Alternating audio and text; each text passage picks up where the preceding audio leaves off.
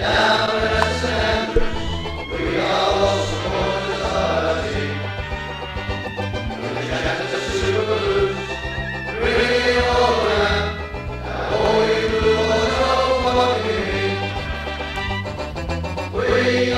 lads from Tilton.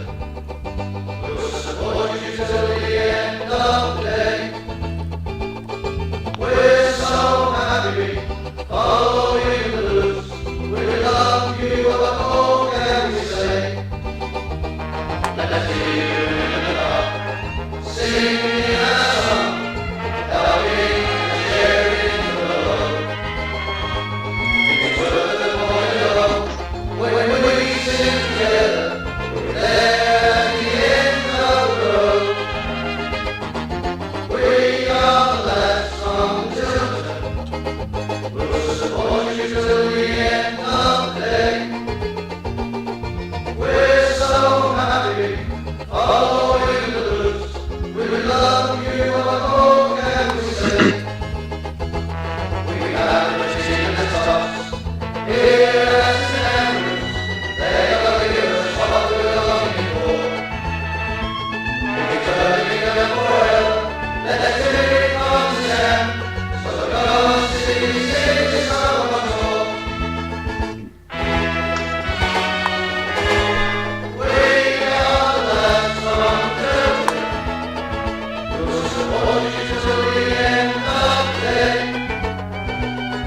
We're so Ladies and gents, boys and girls, welcome to Monday night's Tilton Talk Show. Here we go. We might be doing the old hour and a half tonight as football has made its way back. Yes, football is back. There's no supporters, no fans, and it's a little bit different, but at least we've got games on. And welcome, as I say, to the Tilton Talk Show Monday night. Myself, Paul Hipkiss, Good evening, all. Nat Peters, Good evening. Mrs. Brown. Good evening. Is, of course, the penalty winner to take us into the Premier League, Darren Carter. Good evening, guys. Okay, the Tilton Talk Show is sponsored by Boyle Sports, which we're very grateful for the sponsorship we've had this year. Thank you very much indeed. And, of course, our friends at SAS Autos and Bawdsey Labour Club. On with the show we go, because we've got plenty to talk about tonight. And first off, we start always with the sad news. And a message came through from Birmingham City Football Club that it is with great sadness that we learned today of the passing of lifelong Blues fan and stadium tour guide Rick Coleman. Rick devoted his life to the club. Rest in peace. And I'm sure everybody sentiments that, certainly on the Tilton Talk Show, and everybody out there listening and looking into Rick Coleman. Rest in peace. Very sad. And nextly, I've got a message here. I've had a message in regards to little Arthur and a GoFundMe page that has been set up to help give him a good send-off, and also a plaque at St Andrews. Nick, can you mention this later? And also advertise that they have a signed Will Arbor shirt for auction. It says short, but I think he means shirt. Also tag the page as you mention it, and let's see what we can raise tonight. Is that okay? Of course it's okay. Of course it's okay. Of course it's okay. And welcome, Darren, to the show. Benjamin Jackson sent me a message as well. Hi, mate, this is a big ask, but when you have Carts on the show, could you do a shout-out for my dad, who's still recovering from a massive stroke, as the penalty versus Norwich was one of his favourite moments as a Blue Nose. So if you could do that duty for me, my friend would be very, very happy. Oh, yeah. I wish him all the best. And, I know it's a special memory for him. Obviously, it is for me. So, yeah, all the best. And get well soon. Thank you very much indeed. Now, there's a big campaign going on at the moment. I just shared on my Facebook page to get the club crest on the GM so that it can be seen from the city centre and we can advertise our football club and all the great things that go along with it. So please do sign up. There's 433 signatures, a little early when I checked, still required to get it above the 1,000 so it can be discussed. And you will find that on my personal Facebook page. I'll probably share it to the Tilton Talk page after the show's finished. Okay, right, on we go then. So football's back, Paul. Football's back, Nat. Football's back, Chris. Football's back, Cards. You know what I mean? we had a game. Oh, man. Oh, defensively, what a superb performance as well to put out. Lads, they absolutely battled their hearts out.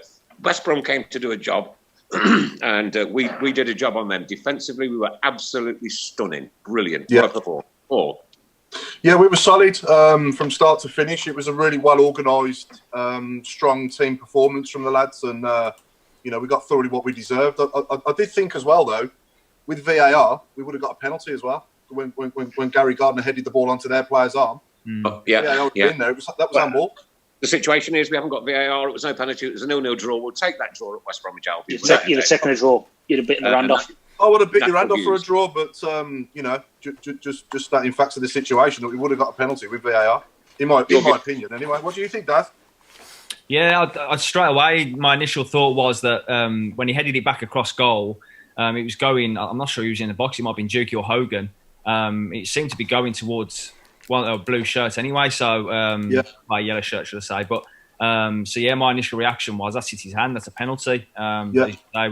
We're not blessed, are we, with the old VAR? And but yeah, just to echo what you said, at a point I thought was a fantastic result. Superb, I think West Brom, give them a couple more games, the sharper and the more they get back to their own tempo, I think they'll finish in the top 2. I think they'll win the league actually. But the team looked very cohesive, very together, very very organised. And it was a real pleasure to see that because we've had a long time off, and the lads have I know they've kept the training up one thing or another, but you're not match fit, are you, until you're actually out there playing. And to put a performance on like that against the top of the league, mate, was boom. I went home happy. How did it work for you, Darren? You was at St Andrews watching it, weren't you, commentating? Yeah, so as it works at the moment, I think by away team media, you're only allowed probably the very limited personnel there. So I think it was only like Colin Tatham and a few of the guys there from Blues and the media side. We were back at St Andrews, empty St Andrews, looking over the pitch, which is looking very nice, by the way. In a studio, having it streamed back. Very weird, but I enjoyed it. Great pleasure as well to see Roy, the club photographer, right at the start of the game. Yeah, and that was my 3-word review. I saw Roy. A few others saw him as well, but it was great to see him. Craig Courtney, if you're listening, get hold of Roy. We need him on the show because he's taken over 3 million photographs of Birmingham City Football Club. Over 3 million. Over 3 million. We need to have Roy on the show today. Can we say a big welcome to the real star of tonight's show, Nat Peters? Long time no speak. How you doing, Nat? Yeah, I'm good. Just you got to keep yourself busy at the moment, don't you? It's good to obviously have the football back. The only sad thing about the football being back last week was the first game we all had to watch was them. And it was a game they should have lost as well. I mean, how on earth that hasn't been given as a goal against Sheffield United, I'll never know. Because you'd think even if the goal line technology doesn't go off, you've got guys obviously watching the VAR cameras. Surely they can get a message to the referee saying, "Look, this is a goal." If that's the point, that picks them up, I'll go absolutely rock solid mad up on that. Yeah, well, I think they're still looking in a very precarious position because they've still got United, still got Liverpool. You look at their away fixtures. I don't see where they're going to get the points from. On to the decent football club in Birmingham. Smile on me Saturday night, mate. I know there was no supporters then. It's a bit weird trying to listen in with the fans on the overlay on the TV, overdubbing it one thing or another. But just to get a game back, and and to get this season finished, which was a right and proper thing to do, in my opinion. Yeah. It was great, wasn't it, to have football back, and that feeling. Even though they were coming out to an empty stadium, it was still a nice feeling, wasn't it, to see the lads lined up, ready to play again. Carts, last time you was in with us, mate, I touched the foot that put the ball in the net, if you remember. It's had me a good living, that left foot, so I can't complain. Good on you, mate. Good on you. What a moment. What a superb moment. Not only for yourself at 18 years old, that's 18 years ago, and but for us supporters who had just waited and we'd struggled so many times in the playoffs and one thing or another to go up there, to go down there. It was Cardiff, Norwich, and just to come home winning that game was like, I still smile about it now, 18 years later. Yeah, I think the club obviously re-showed the game, didn't they, 4 or 5 weeks ago, whenever it was. And the first time I'd actually sat down sort of a few days before and caught up on the previous 3 seasons. So you talk about the Worthington Cup the year before and obviously losing to Preston. Then you've got Watford game in the playoffs. You got the Barnsley games in the playoffs before that. And it was just incredible. I mean, obviously Charlton at home on that last day where Sasa Ilic in goal kept us out and we missed out on the playoffs. So the lead up to obviously 2002 was just full of, literally we were right there and it just needed that extra push to get us over the line. And I think it was just one of relief, wasn't it, from from everybody. Every Blue knows it was just an. When you walked to that ball, to put that ball on that penalty spot at the age of 18, what really, I'll be dead honest with you now, what was going through your mind? You're 18 years old, crying out loud, I'd only just picked my first point up at that time, you know what I mean? I was supremely confident, and again, it seems weird now to sort of, hear myself say it. We practiced them, and I'd sort of practiced them all the way through before the Millwall games, leading up to Cardiff. I was just really supremely confident in taking a penalty, and even that day, as silly as it sounds, when Horse equalised, I just had this real overwhelming feeling we were going to win. I didn't know how, you just get that feeling this was going to be our game, it's going to be our time. So I think, that confidence, that belief, and just being, as you say, 18 years of age, not really sort of getting to grips with what was at stake. You were in front of 40,000 Birmingham City fans, man. And you tell me you weren't shaking. I'd have been wetting me pants, mate. I've took penalties for Solihull Moors the last 2-3 seasons and felt more nervous. That's the God's honest truth. What? Of 1,500 fans. I mean, the weird thing, I was going to say, the weird thing about that, actually, I think that confidence went through the team, because if you look through our penalties that day, the 4 that we took, every single one, Rob Green got near none of them. There was no scuffs that went in. All of them were straight and true, in the corner, absolutely no bother whatsoever. I mean, the only thing I was going to ask, Darren, how did it work in terms of how was it allocated? Who would take what penalty? Did you volunteer? Were you told that you were? What was the process behind that? Again, it was crazy, really, because if you remember, Tommy Mooney was our penalty taker that season. Yeah. He'd gone off. So I think as extra time finished, I knew Dev would take one, I knew Stan would take one, and Stern, and Hughesy, they were the 4. So literally, I remember Mark Bowen coming up to me and just going, not even saying anything, but just looking at me going 4 or 5. And I said, well, who's it between? He went, it's you and Hughesy. And I said, well, ask Hughesy. Knowing full well, Hughesy always used to laugh and joke about always taking the 5th penalty. He thrived on being sort of taking the pressure penalty.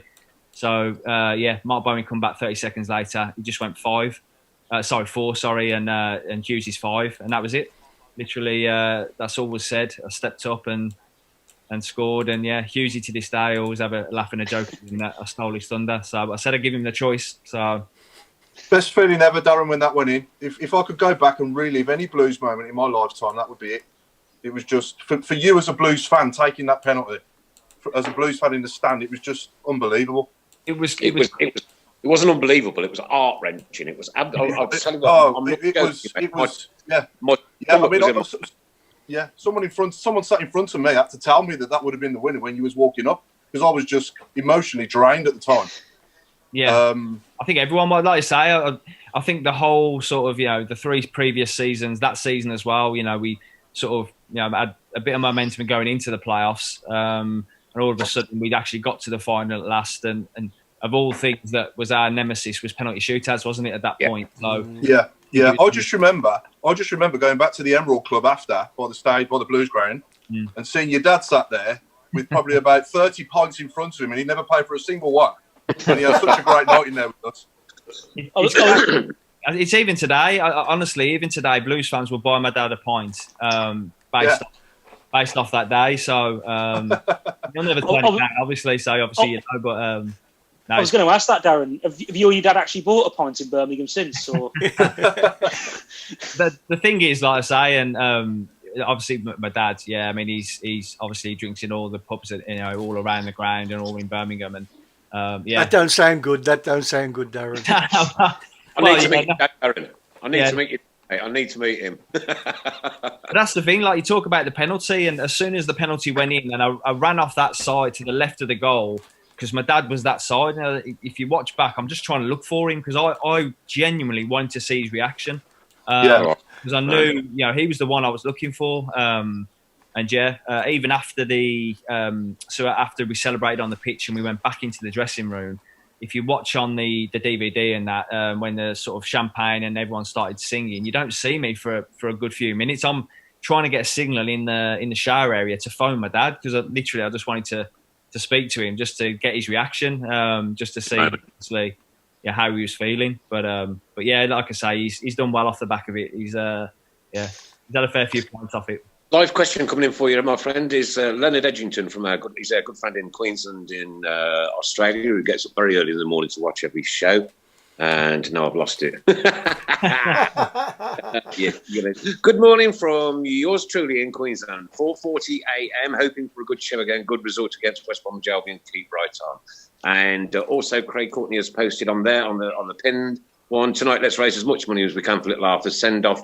That's the link there to the GoFundMe page. If there's anybody that can help joining in with that, then we'd be only truly grateful. John Turland. Don't think I've ever held my breath for so long. I'm still holding mine. Daniel Ricketts, hi everybody on Tilton Talk, and hi all at XSC Blues. Hello to all our good friends at XSC Blues, and thanks for listening with us tonight. Is Paul Hipkiss wearing that shirt for a dare, or did he lose it as a bet from Adam Wilkes? I'm glad he said it, not me. He's been at home all the time now. I was going to make myself Paul, but somebody else has. Stuart Rose, and I was one of them right behind that goal. What a day. Keep right on. Apart from himself, who would Darren consider to have been the best penalty taker for Blues? Ooh, good question. Mike Hill.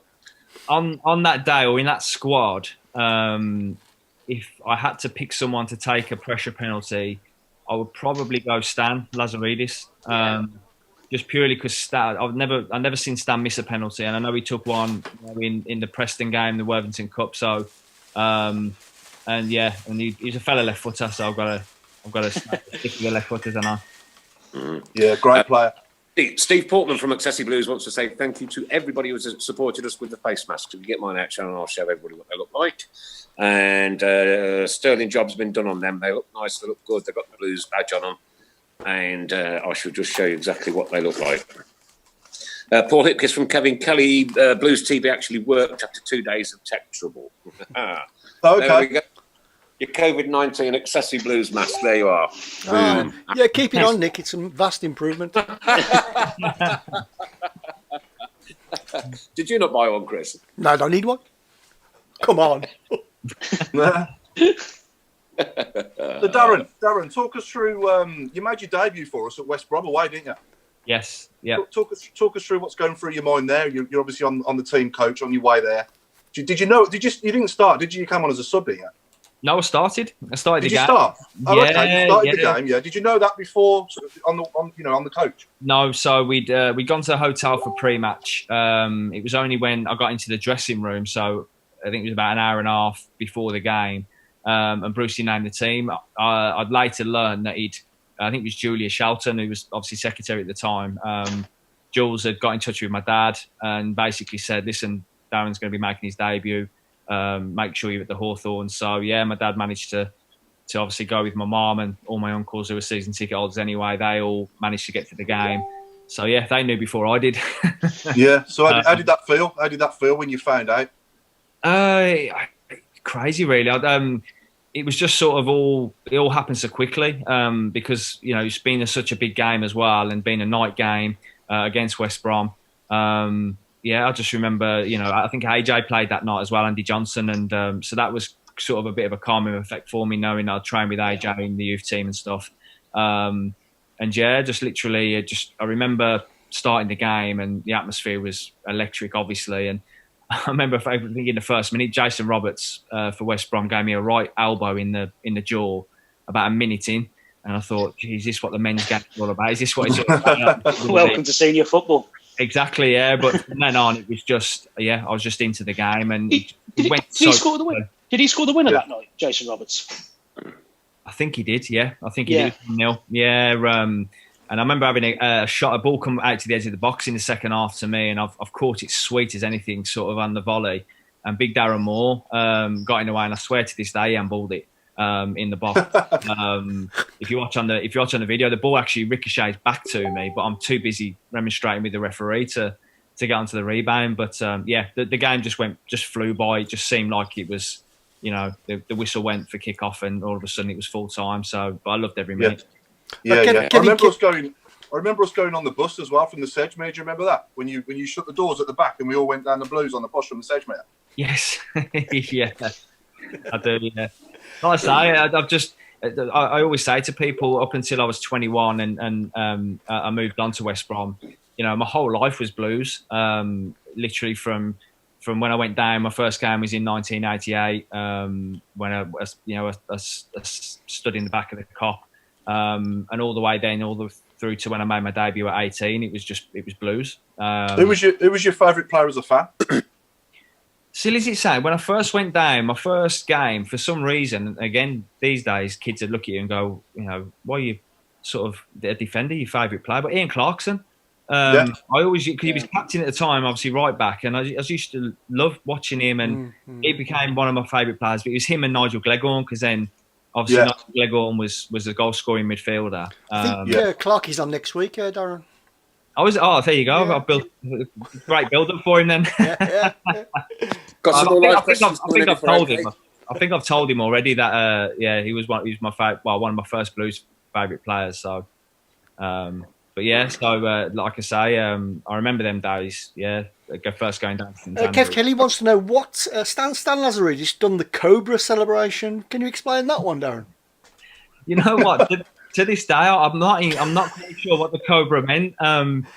Stan would randomly do it in training or in the dressing room, and the lads would laugh. But I never actually got the true meaning from it. So, but every time he did it, he got a laugh. So I genuinely don't know what the meaning was. I think we're going to have to find out.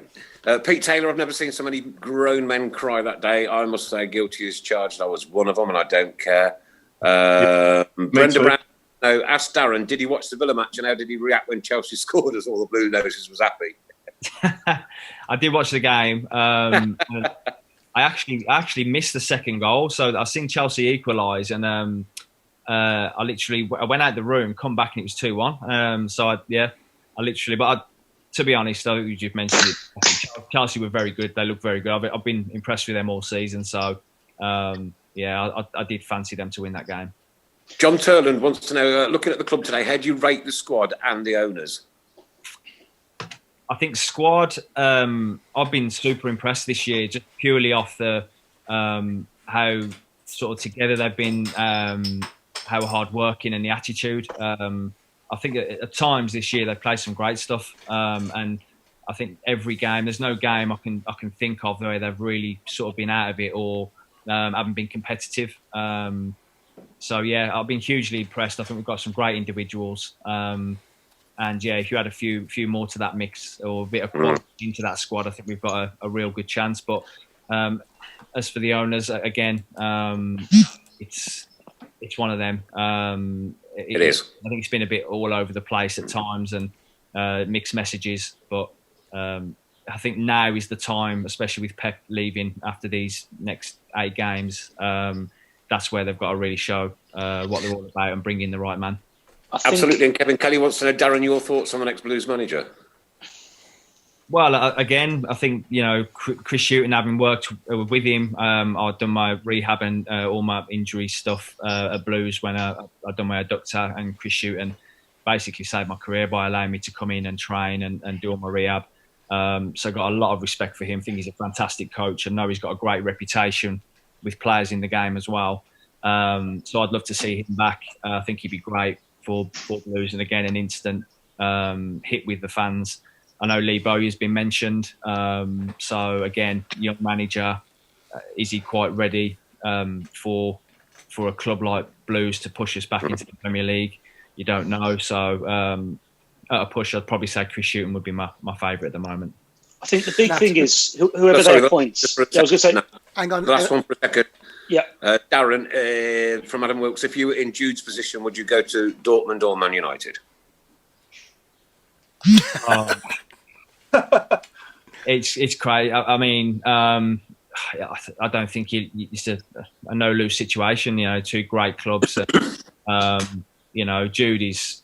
I mean, it's hard not to rave about the kid or try and stay sort of lucky about him, because he just oozes class to me. On and off the pitch. His maturity levels are through the roof. I think he's such a wonderful player, and he's got huge potential, obviously.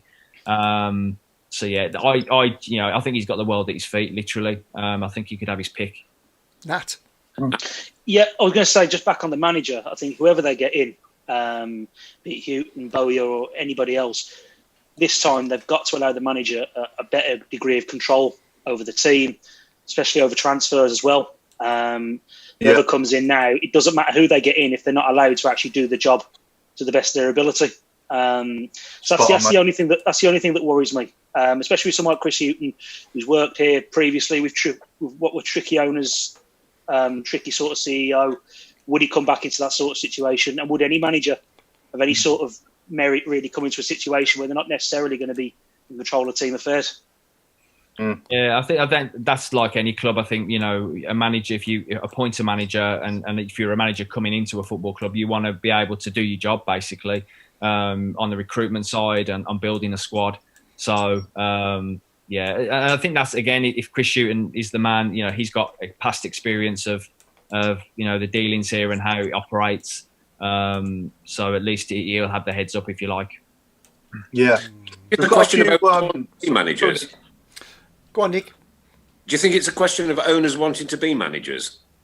I think there is some out there definitely who, they see it as, they do fancy themselves as, a bit of a manager, as you say, and you do see them scenarios, don't you? And they can't help get involved. When I was a kid back in the 70s, we didn't even know who the chairman was.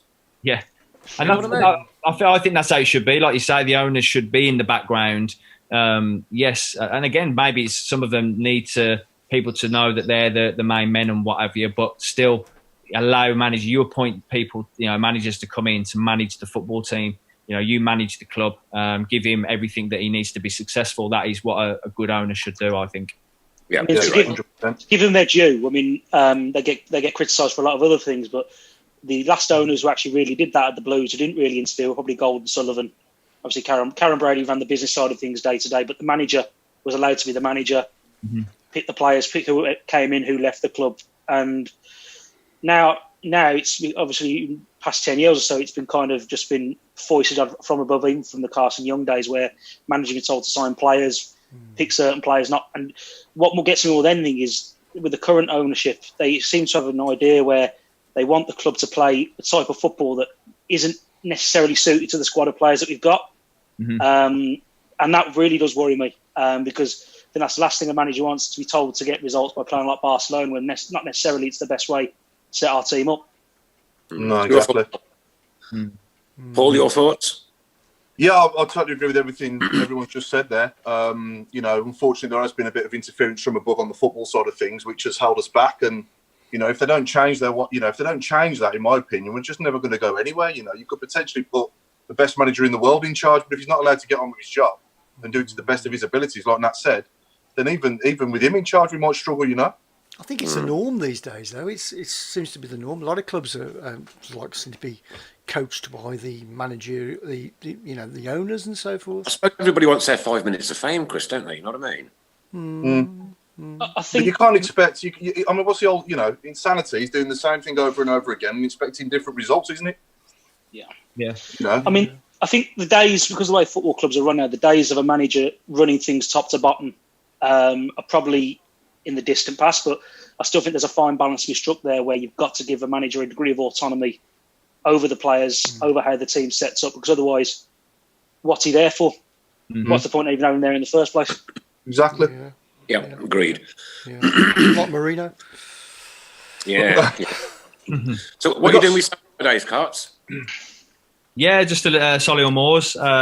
Obviously off the back of the season being void in the National League, and a bit disappointing really, because we were a point outside the playoffs and with a game in hand.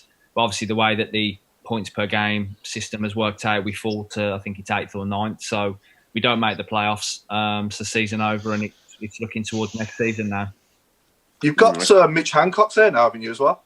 Yeah, we got Mitch there. Mad Mitch. Is he doing all right? Yeah, still left back? He's all good. Yeah, Mitch is. He's sort of left back / left side. At Macclesfield, to be fair, he sort of pushed further forward. He was like a left of a front three there, and he plays midfield as well. Is he a Solihull? He's a Solihull lad, isn't he, as well? Yeah. Mitch is from Solihull. Alton, I think, isn't he? Just run a corner. Yeah. Mate, Mitch is pretty much 5 minutes from me. Yeah. Lives and breathes Blues. So it's good to have him. Good lad. Good stuff. Good man. So we've got some questions from some of our viewers from in the week, if that's okay.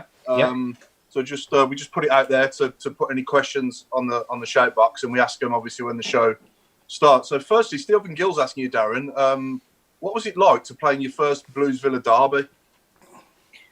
I was talking about this the other day actually, and it was because I was talking again about the lead up to that game. So it was 2002, wasn't it? Yeah, it was the Enkelman game, wasn't it?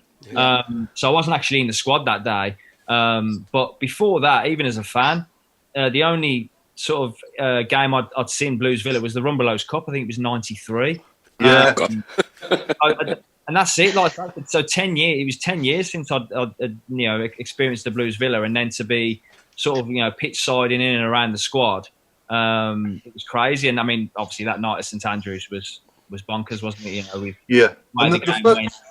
The first one you played in was 05, wasn't it? The 2-0. No, so I played in the following game of that season, the first season, which was this Robbie Savage Dublin game. I actually came on for Savage. And again, that night at Villa Park was just absolutely mental, crazy. I couldn't even warm up. The linesman literally, I think, them days you warmed up, the subs warm up the same side as the linesman. He was the Holt end.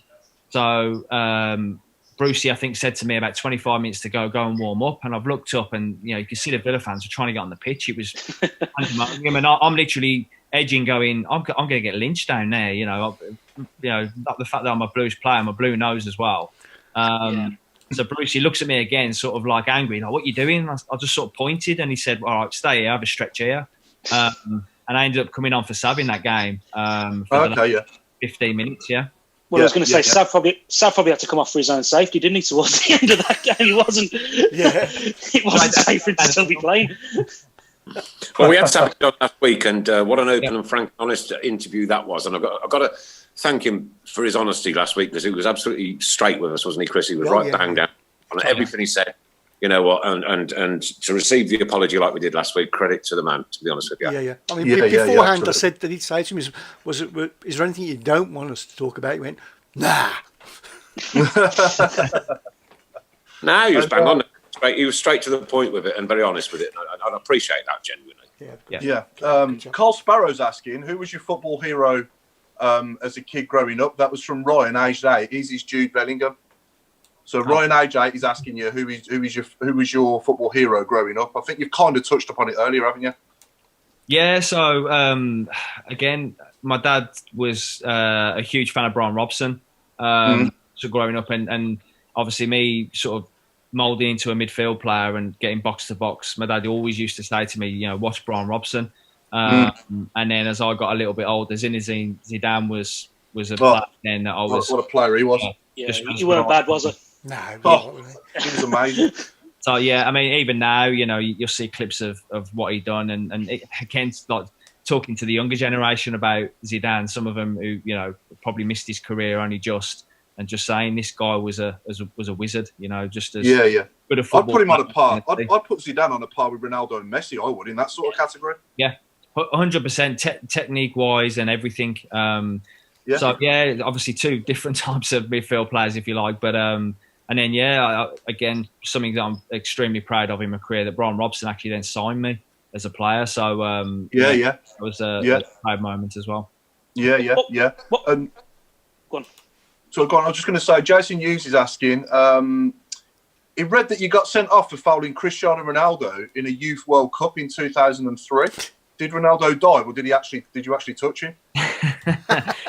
In all fairness, right, he got put down as Cristiano Ronaldo. He played in the game, and he was at Sporting Lisbon at the time, and well talked about even at that stage, but.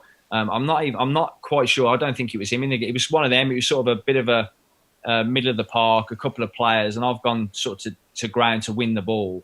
And I think I actually won the ball. It was a bit of a meaty challenge. And the foreign referee, I think he was Italian, straight red, and it was never ever a straight red. It was farcical, really. But then later on, it was said it was on Cristiano. So I thought, it's not a bad news story to have linked to your name, but. if I'm going to get sent off, why not for fouling Cristiano? But the only downer on that day was that I was actually captain. I was captain in the team, and I got sent off. So yeah, not my finest moment. Darren, when you were playing against him that day, obviously it was a youth team sort of tournament, but could you tell even then that he was a standout, a cut above everybody else on the pitch? Could you? Yeah, he was talked about before the game that Manchester United speculation had already started, so yeah. I think pretty much we knew he was going there, and yeah, it just literally they got the ball to him at every opportunity they could, and he was just he was very, very good, obviously dribbling, and obviously the early Cristiano, if you remember, he was very sort of like everything was a trick, everything was a step over. And you could tell he was going to be special. Yeah, good stuff. Then was he the best player you ever played against? Yeah. Just a couple from me, really. Was Ronaldo? I presume Ronaldo was the best player you ever played against, was he? Or yeah, and I said obviously when we got promotion to the Premier League that first year in our first game was obviously Arsenal away at Highbury, so you had Henry playing, you had Bergkamp, Vieira, Petit. Ashley Cole, and then obviously when we played United, it was the midfield was Beckham, Scholes, Keane, and Giggs. So I was extremely lucky for them first couple of seasons in the Premier League with Blues that we played against some of the Premier League's finest players. Gerrard, Lampard, some real special players. Yeah, makes you think what they'd be worth. Makes you wonder what they'd be worth today, doesn't it? Well, yeah, obviously the transfer market now is. Rocketed, hasn't it? So yeah, some of these players. I mean, we talk about Zidane. I mean, Zidane would be like you say in the Messi, Ronaldo category, wouldn't he? So easy. Yeah, Darren, what was that step up like from the Championship to the Premier League? What was it? Was it a really big gap? You know what? I think I always found the Championship that first season, and then even previous seasons when I dropped back down, that. It was always very physical. Always the tempo was a lot higher in the Championship. When you got to the Premier League, it was a lot more technical. And I always felt like you got a little bit more time on the ball. But when you give it away, you wouldn't get it back for 3 or 4 minutes. Or if you made a mistake, you got punished. So you always knew. You could always see that level. Above, and that you very rarely got away with mistakes, and you had to retain the ball. And I'm guessing by a mistake, it doesn't necessarily mean a glaring error where you've missed the ball, or if you're a keeper, you've let it under you. Like if you're a midfielder, I'm guessing a mistake simply could be letting someone out your sight for a split second, and they're coming in. So I'm guessing the level is more that you've got to be switched on constantly. 100%. I always remember we played, I think, Chelsea the first season in the Premier League, and I played in the game, and obviously Lampard, obviously all through his career, he made a career, didn't he, of them late runs into the box. And I remember playing in the game, and for about sort of half an hour, I sort of tracked him and made sure that I'd stayed pretty much in front of him. And then that one split second, I lost him, and I think they had a real good chance from it. And I remember thinking to myself, then, wow, you switch off for a minute, I've played it so well for half an hour, but that 31st minute, all of a sudden, he's got him behind me, and I hadn't even realised it. So yeah, that was, you could see that was the step up. Definitely. What was it like playing against the Blues as Tim Croucher Faraday? Oh, the weirdest thing ever. Because then I made my West Brom debut against Blues in that game at the Hawthorn. So it was just really weird. That's probably the best way I can put it. Looking over and seeing all the Blues fans in the away end, and just thinking, there's me with a West Brom kit on. And it was weird, really, really weird. And even after that, then when I came back and played again, West Brom at St Andrews and then Preston, it was just always really, really weird situation. Didn't quite feel right. Were you worried? I was going to say, were you worried when you went to West Brom? Were you wary actually about moving across to a local rival? Did that not really come into it when you were? Not at first, really. And again, a lot of people ask me, how the move come about. And I remember in that summer, I'd come back. So that previous season, I'd been at Sunderland on loan. I'd come back then the second half of the season and played then at Blues. And during the summer, then Mick McCarthy, because Sunderland went up, to the Premier League. Mick McCarthy wanted to take me back on loan for the year, and I think Brucey had half sort of agreed that. And then Brian Robson came in, obviously for West Brom for a permanent deal. And in my mind, I always felt at Blues that I was always going to be the youngster. The previous few seasons, the first few seasons in the Premier League, I understood that more experienced players like Robbie Savage, Aliou Cisse, Stephen Clements, all these guys would come in and probably get the nod over me. But yeah, that was the one thing, with Brucey that I think he always seen me as the young lad. And I wasn't confident that I'd ever sort of shed that tag. So that was a lot, played in a lot for me moving away and sort of starting my journey elsewhere. Because as I mentioned earlier, up until that stage, I'd just been Blues all the way through.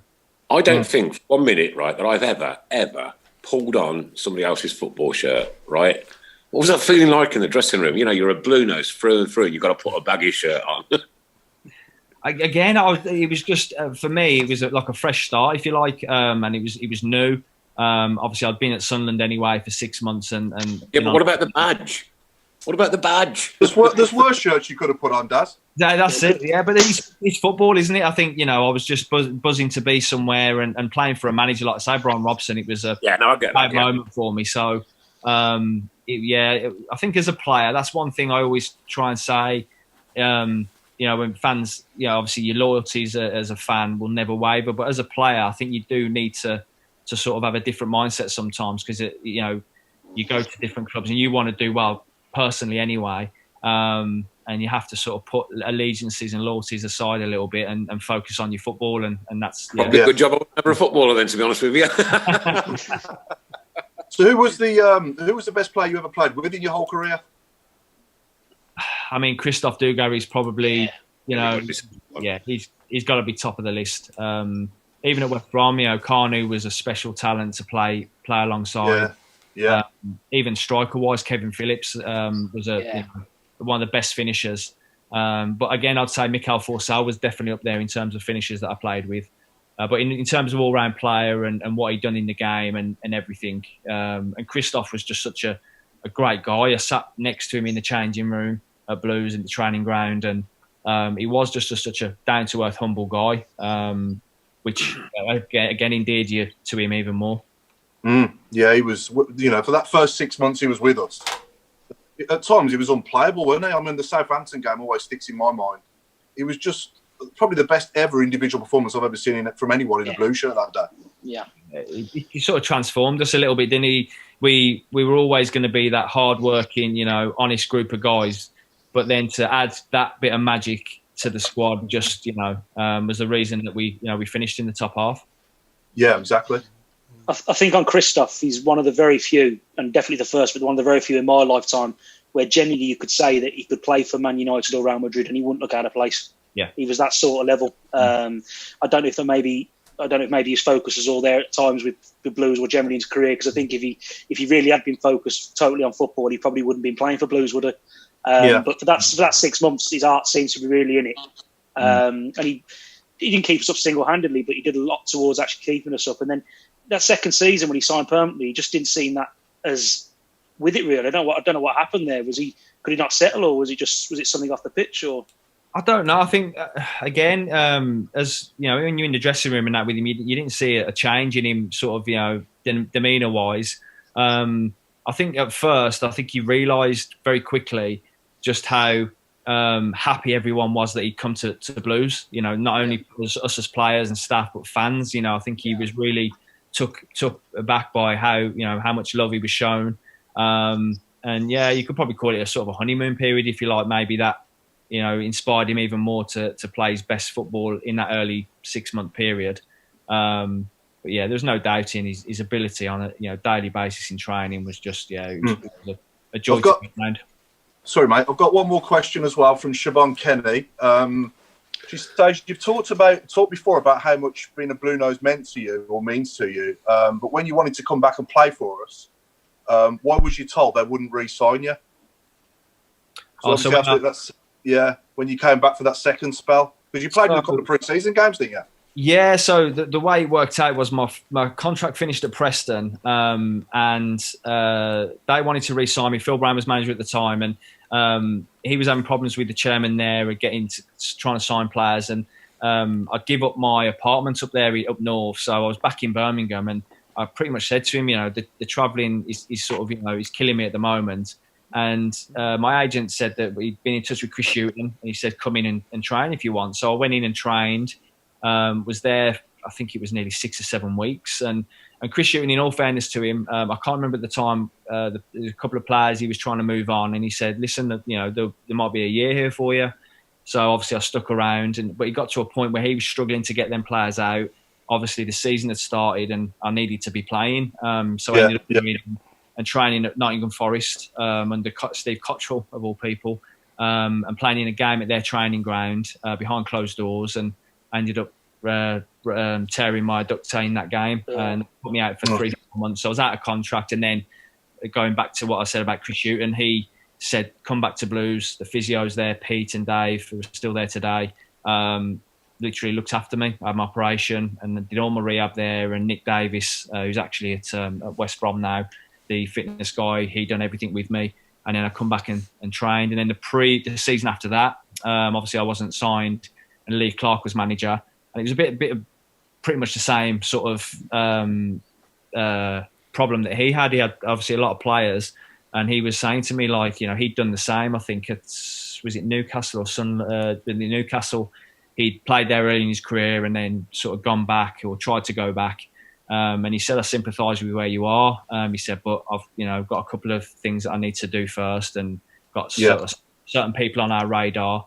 So yeah, it didn't quite happen. But I think the injury the first year under Chris Hughton was what sort of put the return to Blues, the dream, into the dust. I've got one for you. Here we go. Ready? Go on then. You are a West Bromwich Albion player. You are a Birmingham City supporter. You put a West Bromwich Albion shirt on, and you're playing against the Blues. Who do you really want to win?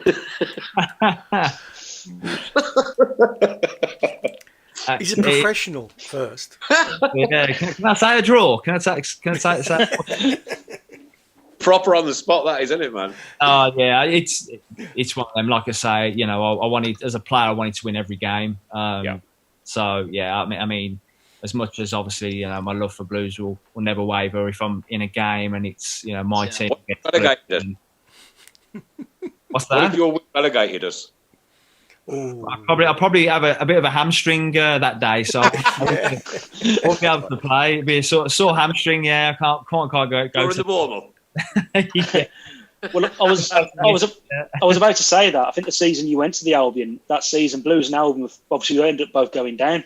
Yeah. So obviously, potentially every win that it didn't really matter in the end because we obviously both did go, but every win that you got for the Albion was probably one step closer to sending us down. So that must have been a bit weird as well. You're probably winning the games at the Albion every now and then coming in and checking the Blues score, and then realising you put us further in the trouble. Yeah, like you say, it's crazy. Again, as a player, you're just sort of trying to focus on what you're doing, and what we were doing at West Brom. But when you look back, it was kind of like we weren't doing either of ourselves favours, were we, that season? So yeah, it is what it is. Darren, what was your favourite goal for us apart from that penalty? It's crazy, really. My first goal, and obviously my first career goal, was with my right peg against Crewe at home. And then I always enjoyed the goal I scored at Fulham against Van der Sar, where again with my right peg, it sort of fell to me, and I've hit it back across into the net. And I scored one at home against Tottenham, which was more of a toe poster. But when you watch it back, it looks like I've sort of dribbled through about 3 players, but the ball kind of ricochets quite nice for me. But it looks like I'm messing for a minute. I end up getting my toe in front of it. Yeah, in front of Ledley King and poking it home, and that was the equaliser that day. So, like I say, well, every goal I score for Blues, I can remember fondly. You got the brace against Leeds in the cup as well. I remember that. Yeah, another right pegger. So, it's quite lethal with my right peg. But like I say, that was a good day. I really enjoyed that game. That's a game that obviously, I felt like I was sort of could run all day, and we won the game. Was it 3-0 in the end? Against a decent Leeds side as well. They had a good side that day, and that was enjoyable. So you got any funny stories you can tell us? I always ask these. So any pranks you can tell us on air, and who was the best and worst dresser in the Blues squad that you was in, and who was the best and worst trainer? And don't forget, as far as the prank goes, right, it's on air. Yeah. It's live. We're talking It's like live. this is 18 years ago now. Going to trainer, I've got to start with trainer. Best trainer, Brian Hughes, by an absolute country mile. Really? Probably in my career, one of the best trainers I've seen. And then worst, I mean, loved him to death, but Olivia Tebberley. Teb's one a training ground guy, to be fair. Come match day, though, if you give him a task to do, we'd do it. Yeah, they would be. I mean, best and worst dressed. Oh God, I mean, fashion back then was questionable, wasn't it? I know Christoph Dugarry. In all fairness to him, he was probably ahead of his time. He was wearing, his shirts and his jeans, cut off jeans and his shoes, and so he always looked the part. To be fair, and he had the long hair, didn't he, and the beard. Yeah. So he always looked at the part and the accent. Worst dressed. Well, I don't want to offend anyone here. We're just curious. You might say somebody who's been mentioned quite a bit. So. Quite a bit. Oh God. Off the top of my head, I can't really think. Like I say, the fashion back then. Now to think about it, it's, even me, I was wearing baggy jeans and all sorts back then. I still am. I'd probably put Tebs in there. I don't want to mention him twice, but. Tebs was very outrageous with some of the stuff he wore, and off the top of my head. And we had, I'll tell you who we had as well. We had Tommy Williams as well, who obviously came to the club, and I mean he spent a lot of money on his gear. He took a bit of a pride in it. I don't think it really hit the spot with a lot of the lads. So he took a fair bit of stick. And a funny story is Phil, our boot boy. I think Phil's still there now, and Phil. He always marks up your trainers, so obviously trainers that you use for the gym and running outside. And Tommy Williams' first day in, he bought in these really flash trainers. He paid about 150 quid for them. Phil's gone in while we're out training, marks them up like TW20 on these spanking £150 trainers. And Tommy thought he was one of the lads. He genuinely thought one of the lads had just, and it was Phil, the boot guy. He literally thought he was your running trainer. Got one for you, Darren. Right. Now, the last time I saw Tom Ross was on the last game that we had at St Andrews, yeah? And I met him outside, and we were just chatting away. And I know he hasn't asked this question, but I know he would ask this question if I'd seen him yesterday. Yeah. And it would have been, has Darren still got that bloody Alice band?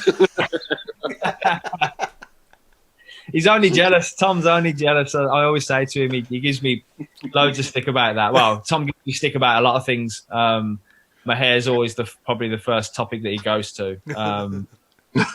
He still sees me as that 18-year-old with me sort of gelled fringe and short hair, short back and sides. So, I don't think he realises I'm sort of say twice that age now, and I've got a beard and long hair.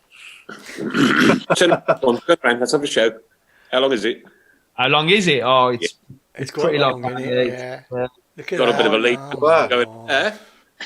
He's the Christoph Dugarry, yeah. So that was what I was going for. That's Christoph Dugarry and Mara Zarati added together, isn't it? Look and weep, Paul Hipkiss.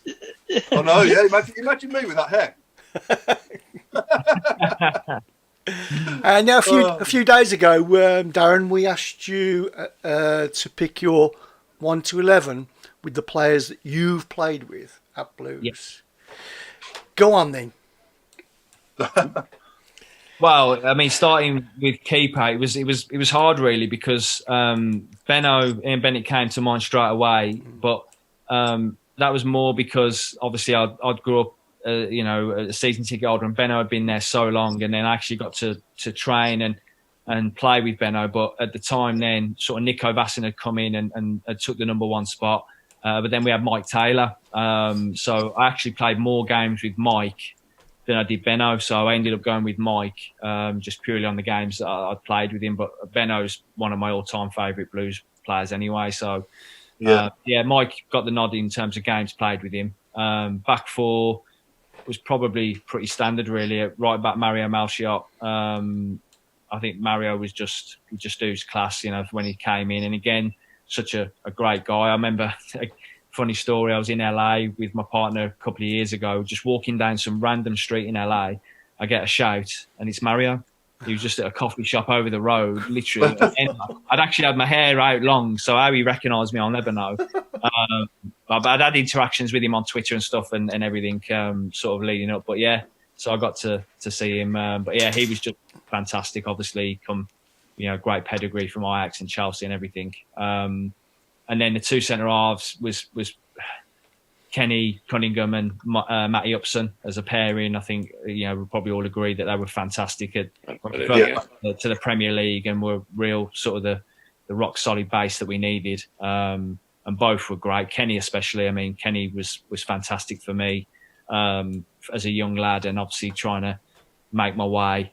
His experience and his advice was second to none, and he kept me out of the card schools on the coach as well, where all the money was going. He'd keep me at the back with him and Matty Upson, and we play hearts and cards for no money. So he probably saved me a fair bit of cash on away trips.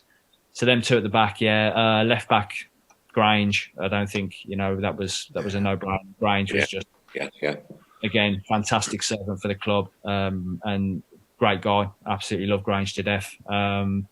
Midfield was a little bit tougher. Again, Stan, I've already mentioned him. Stan Lazaridis was, a great guy, great to play with on and off the pitch. Helped me a lot as well as a young player, sort of his advice and everything. And one thing with Stan was he had great financial advice as well. He was like a financial advisor you didn't have to pay. I think I'm right in saying he owns his own company now in Australia. I think I'm right in saying. Yeah. Well, you don't surprise me. Stan was just full of knowledge, and just such a great guy. And again, great servant for Blues and a very good player. Hughesy as well. Hughesy was obviously my central midfield partner when I first got in the team, and actually sacrificed a lot for me because we all knew Hughesy was a goal scoring midfielder. Got into the box, arrived late. But when I got into the team, obviously I was box to box and I was just 100 miles an hour. And Hughesy had to sort of sit in a little bit and be a bit more sort of defensive. So he changed his game for me. But again, as I mentioned in training every day, his talent and his ability was there, to see. And David Dunn.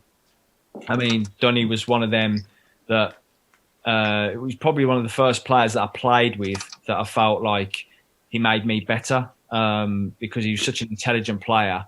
I always felt like if, I made a run, like I mentioned, I was box to box 100 miles an hour. I always wanted to get in the box, but Dunny he had the vision, he had the awareness to see a run, and pick you out. And again, bags of ability. And then had to go front three really. Christophe Dugarry, for obvious reasons, as we mentioned. Mikel Forsell, again, talked about, one of the best finishes I've ever played with. Just natural finishing, goal scoring was, I've talked about Kev Phillips, but it's just they pick up naturally very good positions in the box, just natural born goal scorers. And then it was again a real toss-up between Jeff Horsfield and Stern John. Horse, I always felt Horse was always going to he scored important goals, obviously. Was great to play with because of his work rate and his unselfishness. And then Stern, to be fair, Stern came to the club sort of the same time I made my debut. So I played a lot of games with Stern and he scored a lot of goals as well. So it was hard to choose. I went with Stern just, again, probably I played more games with him. But yeah, Horse was very close to that. Good team. Captain? Yeah, great team, doing that. Who's your captain? I didn't pick captain, did I? It's got to be Kenny Cunningham. Again, natural born captain, natural born leader. Yeah, quality player. Mrs. Brown, what time are we going till? I don't mind going to 1:45 if you like. 1:45. Yeah, Okay, yeah. we'll make it at Okay, it's Birmingham City versus Hull with an empty stadium. Will it go? This coming Saturday. Can we have your predictions, please? We'll start off with Nat Peters. Well, Hull are in disarray by the looks of things. I think they've had a lot of issues off the pitch with players leaving before the season's out. They've been in terrible form. So it's the sort of game that we usually mess up. But I think on paper at the moment, I'd put us down for a win. I'd say probably 2-0. Superb. Okay, can I just interrupt there? Really important messages have come in for Darren. It's from Lee Fothergill. Hi, Darren. Could you say hello to my lad Carter, who's named after you? Oh, wow. And also say hello to your dad for me with a love heart. Oh, lovely. Thank you. It's very humbling to know that someone was named after me. So, yeah, huge hello and thank you. Thank you very much. Right, okay, Paul, your show. Blues Hall. I'm going to go 1-0. 1-0 Blues. Nat, sorry, what was yours again, mate? 2-0. Open and Duke. 1-0 from Paul. Yeah, 1-0 from me, yeah. Okay, Mrs. Brown. Yeah, I'm the same. It's a game, it looks like we should win, but yeah, no, I think we'll nick it 1-0. And Darren. I'm going to go 2-1 Blues. I'm going to go 2-0 along with Mr. Peters, and I think the pitch is going to play a massive part in that because it does look like velvet. It looks absolutely superb. What an incredible job them guys have done on that pitch during this lockdown. Oh, fantastic. Linda's gone 3-1. Leonard's gone a 3-1. Ray's gone 3-0. Paul has gone 2-0. Mandy's gone 2-1. And Steve Portman's gone 4-1. Has Linda gone 6-0? Sorry? Has Linda gone 6-0? No. She's forgot about that. Brenda's gone 2-1 and Sharon's gone 2-1. Might be a good time to do that, Chris. If we score 6 this season, right? Yeah. Chris has got to do the show with no clothes on. You'd be all right there, though. It'd be a good time for you to do it. I could be naked now, apart from this T-shirt. And Linda has a 50 pence bet on every game, 6-0 every week. Oh, no. It's come close. It's come close, hasn't it? Well, we did score 6 because we did that one game with penalties, didn't we? Yeah, it didn't count. Yeah, it would have done if I'd had my way. No, it didn't count. So Rule 6, paragraph 3/4.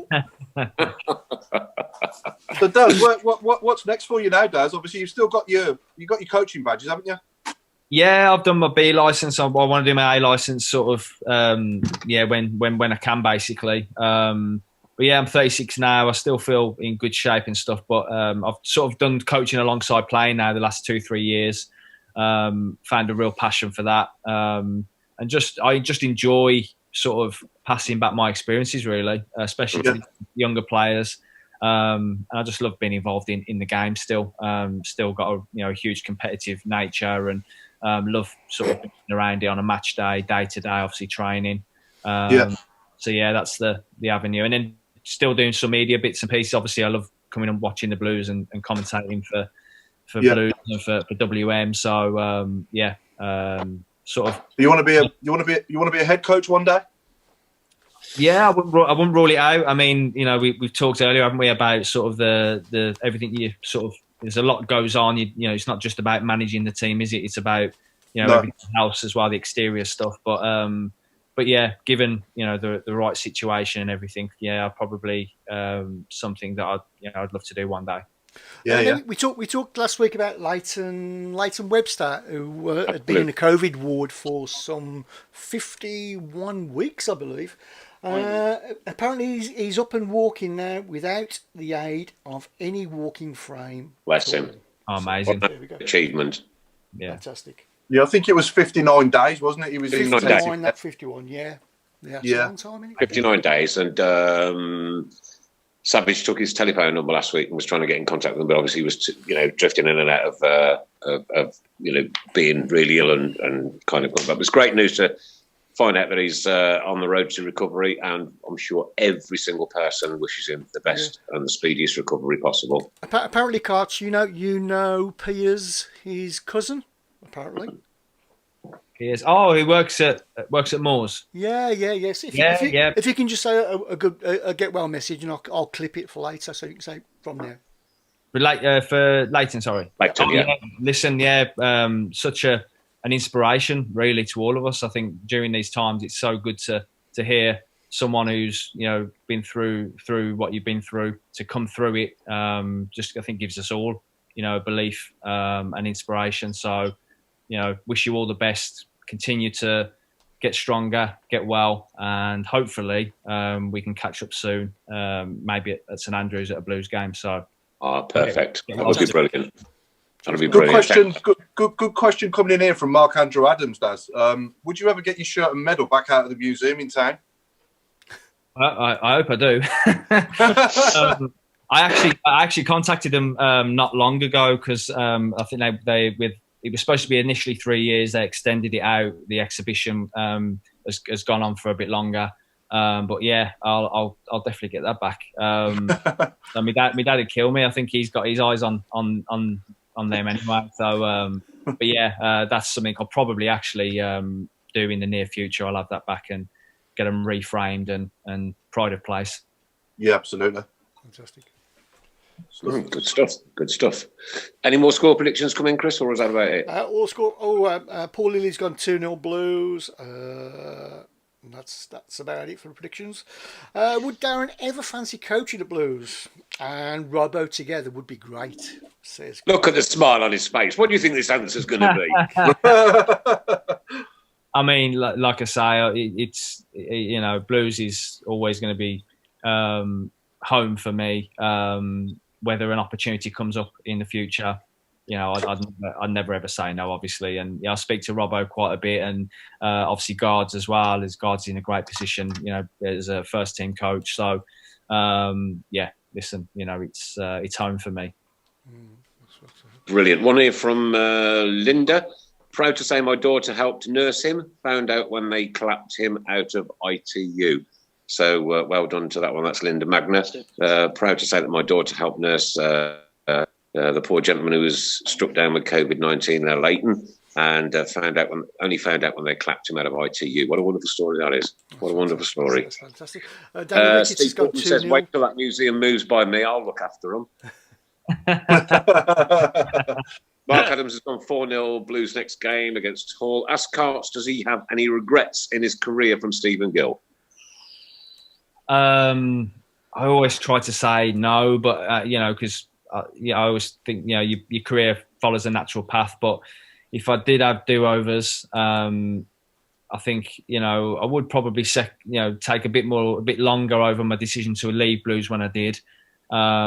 Definitely when I left West Brom to go to Preston. Again, that was more over sort of playing time, if anything. And starting games under Tony Mowbray, I was sort of playing half, coming off the bench in half, and I just wanted to really be a starter every week. And I ended up going to Preston. We missed out on the playoffs. West Brom went back to the Premier League. So yeah, that one always sort of is a bit of a wrangles me a little bit. But no, I mean, I always say I've been very blessed really to have a great career, play with some great players, make some lifelong friends as well. My best pals I've met through along the way in football. And also to return your own football team to the Premier League. That's it, exactly. I started, on a massive high. So that moment can't be taken away from you. It's written in the history books, man. I've been very, very fortunate. So yeah, I don't think I could. It wouldn't be right if I said I got any regrets. Carter, how many times do you reckon you've watched that, Darren? How many times do you reckon you've watched the penalty in 18 years? It's only when it's been on Twitter and sort of social media. Honestly, I watched it back obviously when the club showed it, 5 or 6 weeks ago. But that was the first time I'd actually watched the match. So yeah, people will always send it to me and different things, and that's the one thing I've loved over the years that as I've got older is different people's stories, where they were, how they celebrated. And it's crazy, like you say, there's some kids now, 15, 16-year-olds come up to me and they'll talk about it. And I'm like, you weren't even born. But they know about it. They've been told about it. They've seen it. It's just mind-boggling. And that's, people's stories. Once again, I've got goosebumps talking about it, mate. Once again. Yeah. Was you at the Carling Cup final? Yeah, I was there. I went on the coach with my dad, and all the guys.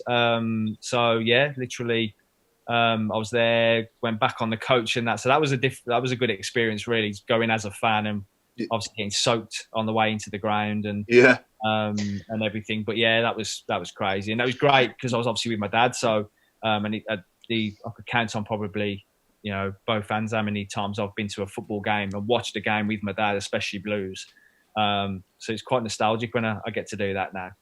Just quickly, Darren, on the penalty. I was going to say, just on the penalty. Sorry, Nat. Is it true that you actually had to ask the referee just to double check that you were actually going to win if you scored? Yeah, and it's sort of so embarrassing now, isn't it? But I have to be honest. Like, it wasn't because I didn't know. It was just genuinely because I thought, like I said, I was so confident I was going to score. I just didn't want to run off and look like an idiot. Do you know what? Do you know what? Can I come in there? It's funny you say that because when you and Robert scored, he thought that was it. That's right. Yeah, in extra time. Yeah. You can see Nigel Worthington telling his players to stop celebrating and get back into the other half. And I didn't know that. I didn't know that until I met Darren Eady, and he told me that when I was in Ipswich with work. Well, I only knew about that literally when they showed the game 5 or 6 weeks ago, and it was Colin Tatum who said to me, did you know that you and Roberts thought he'd won it? And I thought it was a golden goal. Yeah. I've been there. I've done that myself. Yeah, you have on your pillock. In the big Ipswich game, I thought that was a golden goal. Mm-hmm. Dear me. Oh, yeah. You weren't the only one, Daz. I thought I didn't realise that would have been the winner either when you were stepping up either. I had to be told. Well, the penalty before me, I think it was Craig Easton, maybe. Nico Clint Easton. Yeah, sorry. Yeah. So he, if he had missed, obviously I wouldn't have had to take one. We would have won 3-1. And I remember actually, God's honest truth, I remember thinking I want him to score because I wanted to take a penalty. And Nico got a hand to it. You want that Nico actually sort of palms into the side netting. Yeah. Crazy, really. Well, and the rest is history. Yeah, I'd say. Yeah. Carter for the Premiership. Isn't it crazy? 18 years later, and we're still smiling about that moment. Yeah. It's brilliant. And we will do. I'll smile about it until the day I'm not here anymore. I promise you that. But you couldn't have took it any better, though. The nicest thing is, Paul, is that there are videos and YouTube clips about these moments, these iconic moments in our football history, and the kids and the kids to come are going to be able to see them for years and years and years to come. Banging. Paul McCarthy said our car broke down on the way to Cardiff, had to race back to Brum and get a lift down. What a day that was. Keep right on. And Lisa Field, my 8-year-old Ryan, said that was great goal. When you scored the winning goal, he watched it, bless him. And lovely Brenda Brown is watching with us. For Darren, what has been your best Blues strip from Dozza? Well, I got him early in lockdown. I got him a loft and seen sort of all the sort of old shirts that I had. Over the years, I always liked the auto windscreens, the black and grey stripe one. Right. And I had that, and actually had Claridge 8 on the back. I put it on Twitter, but I didn't put the back. So yeah, I had Claridge on the back. I always loved that shirt. Literally wore it till, if you've seen it in my loft now, it's all bitty and everything. I wore it to death, but that was always a nice one of my favourites. I'm quite nostalgic. So the first season back in 88, 89, my first season watching Blues as a fan, I always liked that strip, just the old blue, the royal blue and white. So yeah, I'd probably say them two off the top of my head. Well, there you go. We've almost come to the end. Michael says, thanks, Darren, for a great chat tonight. Thank you very much indeed. And there's lots more messages going to come in over the next couple of minutes. Thank you for your time, and we genuinely appreciate your time. Yeah. We get a lot of vulnerable listeners and viewers watching us every single week, and we decided that we would keep going through the pandemic, just giving them an hour show. We've extended it to an hour and a quarter tonight because I had a bit of football to talk about, which has been really unusual. Yeah. And everybody out there I know genuinely appreciates, number one, that penalty take, number two, your commitment, and number three, joining us tonight and just coming on and chatting, keeping everybody, gathered together. Like, we're Blues fans, aren't we? Like, we're a family. We're a family. Yeah. And obviously, like, nobody can wait more than me. I'm 58 years old now, and I'm, time's running out for me, and there's another generation coming through. But I just cannot wait to get back there, to see them blue seats, to see that green grass, to smell the burgers, to have a pint in Bar 8, and, hear the noises. And, oh, man. Oh, get well soon, Jeremy, as well. Jeremy's been a little bit poorly. Give Jeremy a message. Jeremy's one of our disabled friends. He's had diabetes, I think it is. He's been struck down with. Lost quite a lot of weight during COVID, even though he's been eating like an absolute trooper. So Jeremy, and he's always at the back of the stand going, "Come on, Blues!" Get well soon, Jeremy. Like I say, it'd be great for us all to be back at St Andrews and cheering on the Blue Boys. And if you could say hello to Steve Portman, Sav, Linda, Nicholas Wellsbury, Daniel Ricketts, some of the beautiful disabled supporters group out there with Excessi Blues. I'd really appreciate that as well, mate. No, hello to all you guys as well. Like I say, we're all blue noses. We all love the club. So, keep right on. And can't wait to be back. Nat Peters, thanks ever so much for joining with us tonight, matey. Good man. No problem, mate. You're always welcome, as long as the door's open. But if it's not open, it will be what? Shut. Do you know what, Chris? You've done your one job really well tonight. I know. I've made no mistakes yet. You've made no errors. So it took 10 years. So it took 10 years. First time in 10 years. Paul, thank you again, once again, for your time, your knowledge, and your savantness and all. My pleasure.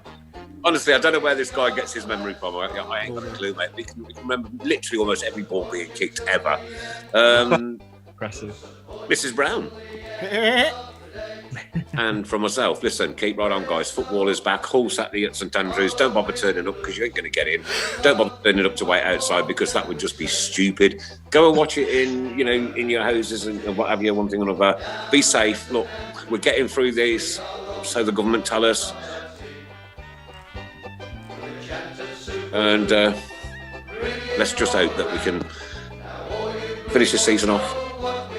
Get on with the season. Somebody just asked me a few minutes earlier, Darren, are you going to be at the local derby next year at St Andrews? Oh, well, yeah, of course. I'll be there.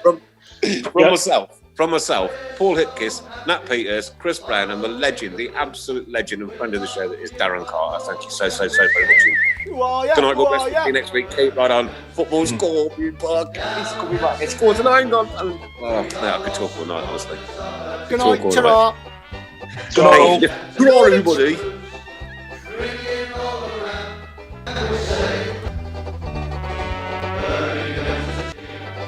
Down